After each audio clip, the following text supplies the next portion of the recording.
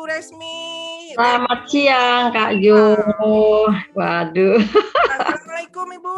Waalaikumsalam warahmatullahi wabarakatuh. Salam Selamat siang sehat, Ibu. semuanya. Apa Salam sehat, kabar? baik, Kak Jo. Iya. Ibu mau dipanggil kakak atau mau dipanggil ibu? Kalau saya nggak mau dipanggil ibu. Oh gitu, boleh panggil kakak aja. Saya kalau lagi pakai baju pramuka panggil juga kakak. Nah, sekarang lagi pakai baju batik, berarti ibu dong, Ibu Kartini. Boleh silakan. Oke, Ibu Resmi, biasa dipanggil dengan Ibu Resmi ya. Iya betul. Ini guru yang berprestasi juara 1 se-Jakarta Barat. Adik-adik yang sekolah di daerah Jakarta Barat pasti adik-adik kenal sekali dengan Ibu Resmi. Nah, Ibu Resmi ini juga di tahun 2010 guru berprestasi juara 2 se-DKI Jakarta.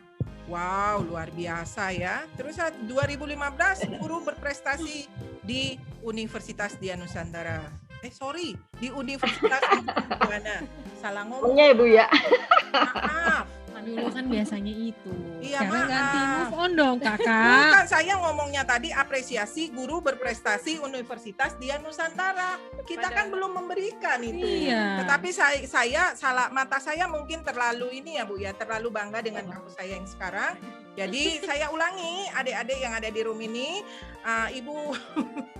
Ibu Resmi ini mendapatkan apresiasi guru berprestasi di Universitas Mercu Buana. Terus sebagai wakil kepala sekolah di SMA Negeri 85 dan 2018 OGN juara 1 se-DKI Jakarta bimbingan dan konseling. Selamat datang Ibu di Universitas Dian Nusantara. Terima kasih, sangat Kak Jo. kami nantikan. Silakan Ibu. Iya, saya langsung share aja. Bentar, Bu. Ada siswa Ibu nggak hari ini di gini. Ini anak kelas 10 sama kelas 11 kan lagi ujian ya Bu ya, lagi PAT, penilaian akhir tahun lah ya. Ya. Nah, paling yang hadir ini saya ingat sekali karena saya share ke grup BK di Jakarta Barat. Saya bilang, ini siapa Bu Resmi yang hadir? Oh boleh, siswanya kelas 12 karena kelas 10 dan kelas 11-nya kan lagi PAT semuanya gitu serempak. Jadi kalau toh ada yang hadir di sini itu diundang oleh teman-teman yang ada di grup BK gitu ya. Itu yang kelas 12 Bu, yang kelas 12 Kak. Jadi mereka yang lagi menunggu nasibnya mereka semuanya, apakah harus ke SBM atau ke Mandiri atau masih mencari perguruan tinggi yang sekiranya cocok semuanya. Kira dong Bu. Nah, makanya itu Kak, makanya kan saya bilang, nah ini deket sekali di Jakarta Barat, deket dengan sekolahan saya yang sekarang di 78, tapi kok saya nggak pernah di AW nih sama Dian Nusantara gitu kan? Ini pelanggaran Sekar sama Laras bukan saya Bu. Sekar salah Laras nih. Laras, ayo kamu tanggung jawab Laras. Saya nggak ikut. Iya. Makanya sampai ngomong saya langsung menangkaplah kesempatan itu karena bagaimanapun juga kita harus bermitra Bu, harus segera bermitra. Aduh, pelanggaran ini Laras sama Sekar. Kakak Laras tolong aku Kakak. Aduh, iya Bu, pelanggaran. Kita di Jakarta Barat gitu loh Bu. Posisi kita di Jakarta Barat, jadi kalau nggak bersatu kan ya salah nanti karena kita bukan hanya melihat Dian Nusantara sebagai universitas yang baru, tapi siapa perguruan tinggi mana yang di belakang Dian Nusantara ini gitu kan? Bu, jangan diragukan, di belakang makanya Dian Nusantara itu adalah kampus yang besar. Kami punya saudara yang sangat besar kampusnya. Nah, itu dia. Universitas Gunadarma. Nah, saya yakin bahwa dengan rektor kita, Prof. Haryadi, kan Ibu. Nah, kenal sekali Kak Jo, karena beliau itu adalah salah satu dosen pembimbing saya waktu tesis S2 di Mercu Buana, begitu loh. Nah, kalau gitu Ibu harus memberikan kami 10 mahasiswa lah minimal. Gampang Ibu, itu mah gampang, tinggal diumumkan saja gitu ya. Yang penting kita akan melakukan MOU lah dengan MGBK Jakarta Barat gitu ya Bu ya. Laras di note, Sekar di note ya. Oke, saya langsung share screen aja dulu supaya cepat lah ya. Oke, kita ngomong masalah Merdeka Belajar ya Bu ya. Merdeka Belajar ini bentar. Merdeka Belajar. Oke. kita lihat ini dulu deh supaya untuk tidak terlalu tegang gitu ya. Yuk, di sini pasti ada mahasiswa dan anak-anak kelas 12 gitu ya, karena saya yakin, Ibu yakin kelas 10 dan kelas 11-nya lagi PAT gitu ya. Nih, perhatikan nih gambar ini di sebelah kiri Ibu ya. Ini kubusnya ada berapa? Ya kan? Kita mempersamakan persepsi dulu karena kita ngomong merdeka belajar gitu ya Kak ya. Nah, terus yang sebelahnya lagi ada gambar burung dan gambar ikannya ada berapa? Yuk, silakan dihitung. Siapa yang bisa nanti dijawab ya. Oke.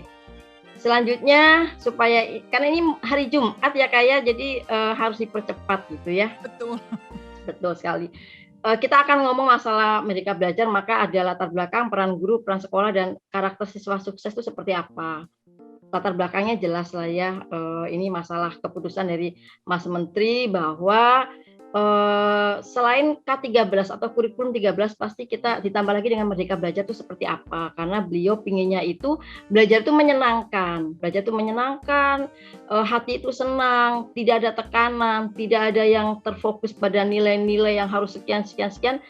Memang ada aturannya, tetapi tetap dilakukan dengan menyenangkan, dengan passion mereka, dan nggak harus di kelas gitu yang apa kaku gitu ya, tapi bisa aja secara online atau di mana aja, silakan aja belajar itu di mana aja, sehingga antara guru, siswa, orang tua semuanya senang. Karena dengan senang itu supaya apa sih? Supaya tetap tetap teringat lah ya, supaya karena kalau kita belajar menyenangkan itu apa yang dipelajari itu tetap terpaku lah ya, terpaku dalam pikiran anak-anak atau siswa. Latar belakangnya itu sih, latar belakang intinya di situ. Kemudian setelah menggulirkan konsep merdeka belajar, maka Mas Menteri pun menyiapkan Bapak Ibu gurunya gitu ya. Jadi selama ini bukannya nggak dipersiapkan loh, dipersiapkan. Jadi apa sih yang dipersiapkan?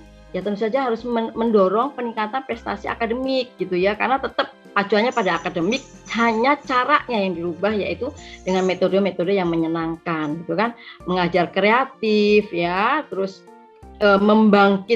mengembangkan diri secara aktif. Jadi karena saya sekarang ada di 78, Kak Jo, anak 78 tuh mungkin Kak siapa tadi, Kak Sekar sama Kak Laras. Kak Sekar, Kak Laras, kemudian yang di luar negeri semuanya itu anak SMA Negeri 78 pun tidak jauh berbeda, cuman yang banyak itu ke Jepang dan ke Jerman kalau anak 78. Sama, mereka juga bekerja, mereka juga ini yang tadinya bermanja-manja di rumah, akhirnya mereka jadi survive dan sebagainya gitu ya, harus kreatif. Semua itu harus dilakukan sendiri gitu kan. Jadi cita itu sudah tidak asing lagi, bahkan di 78 itu untuk perguruan tinggi di Jepang itu profesornya sering mengajar gitu ya, langsung datang ke 78, bahkan menjadi camp ya, untuk base camp untuk seluruh ASEAN gitu ya. 78 suka dipakai sebagai summer camp ya, kita bilangnya summer camp gitu ya. 78 mewakili Indonesia, jadi mereka itu anak-anak dari ASEAN itu datang ke 78 dan mereka menyajikan budaya-budaya dan sebagainya gitu ya.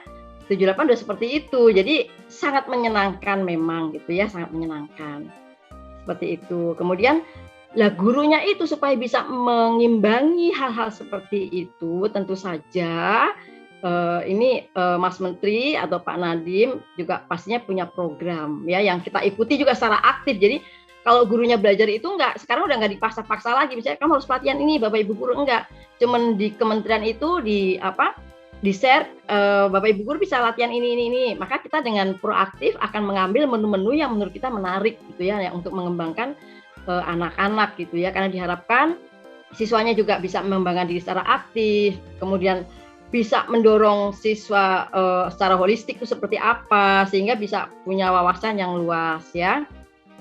Kemudian dia juga bukan hanya menjadi guru, tapi mereka menjadi coach ya. Kalau coach itu sampai dengan kadang-kadang kamu ngapain, ditanya ya, di drive lah ya, ditanyakan, bukan hanya dibimbing atau bukan hanya membimbing atau bukan sebagai guru di kelas, tetapi coach. Kalau coach itu udah menyangkut pada kehidupan gitu ya. Kemudian juga menjadi teladan, agen transformasi bagi ekosistem pendidikan. Nah, masalahnya kemarin itu sudah lagi mau dikembangkan seperti ini dan sudah mulai berjalan, ternyata pandemi. Ya Kak ya, pandemi kan, jadinya udah berubah semuanya lah, akhirnya harus online semua, tidak ada pilihan. Nah, begitu online, maka terjadilah hal-hal yang masih banyak yang tidak kesiapan, termasuk murid-murid kita. Nah, ini seperti sekarang aja. Tadi kalau kakak yang pertama tadi yang di Amerika ya bilangnya kalau misalnya online itu ya tentunya harus dibuka kameranya gitu kan, supaya kita serasa kuliah gitu ya, serasa belajar. Kalau anak sekarang mah enggak, Kak. Ya, saya kebetulan ngajar kelas 10 gitu ya, kelas 10 berarti kelas 1 SMA. Itu kalau misalnya ada materi itu apa semua tutup kamera sunyi sepi, kayak kita itu ngomong sama laptop sendiri gitu ya. Sunyi sepi, nggak ada apa-apa. Terus disuruh buka kamera, ayo sekarang buka kamera, itu juga susah sekali. Nanti alasannya pasti gini, Bu, kuota gitu ya. Jadi banyak sekali permasalahan dengan adanya kondisi seperti ini ya. Tapi seharusnya tetap aja justru ini akan menguji sistem kita, menguji sistem di pendidikan, apakah benar bahwa kita itu belajar dengan merdeka.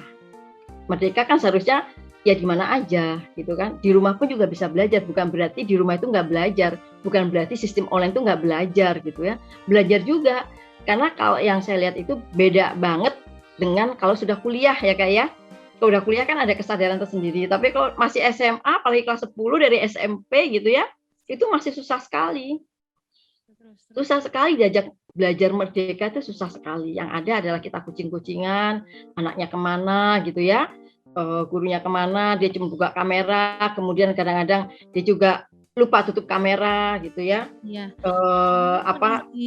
Ibu Resmi mau mungkin waktunya 3 menit lagi, mungkin bisa dipercepat ya Ibu. Oh ya, langsung aja ke sini ya. Ya Bu, terima kasih. Oke.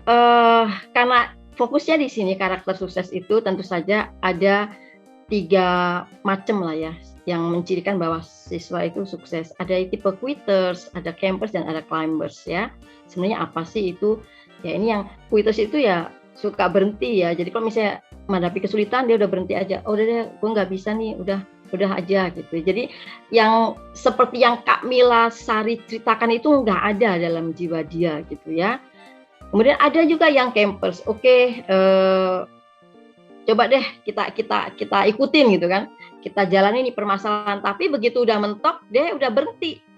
Begitu berat, mereka berhenti untuk berjuang, selesai sampai di situ aja. Jadi nggak ke atas juga ke bawah. Jadi tengah-tengah aja. Tetapi yang kita minta, yang kita tumbuhkan adalah tipe yang climbers, yaitu ketika menghadapi kesulitan terus berjuang mencari jalan keluar dan tidak mudah berhenti di situ ya. Itu yang seharusnya ditumbuhkan. Nah, kemudian ini hubungannya dengan perencanaan sukses masa depan. Ada 4 strategi. Strategi SO adalah strategi yang menggunakan kekuatan. S itu berarti dari dalam, ada strength, ada weakness, tapi kalau opportunity, threat, dan weakness itu yang dari luar gitu ya. Opportunity dan threat itu dari luar.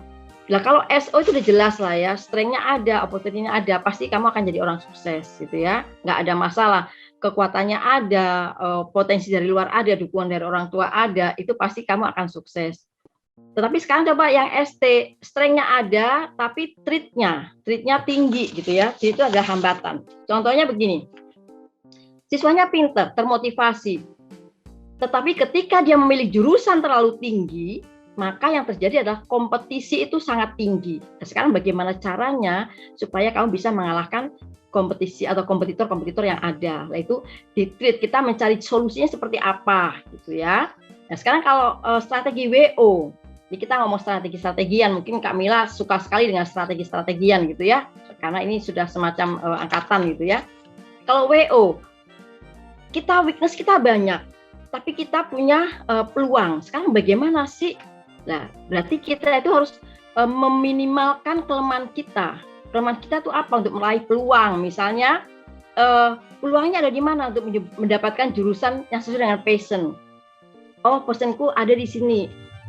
Kalau aku milih di perguruan tinggi yang keren-keren ya, yang kompetisinya banyak, ya tentu saja itu akan menghilangkan peluang kamu. Maka carilah perguruan tinggi, carilah peluang-peluang atau tempat pendidikan yang mungkin nggak terlalu favorit, tetapi tetap memenuhi passion kamu. Mohon izin Ibu Resmi.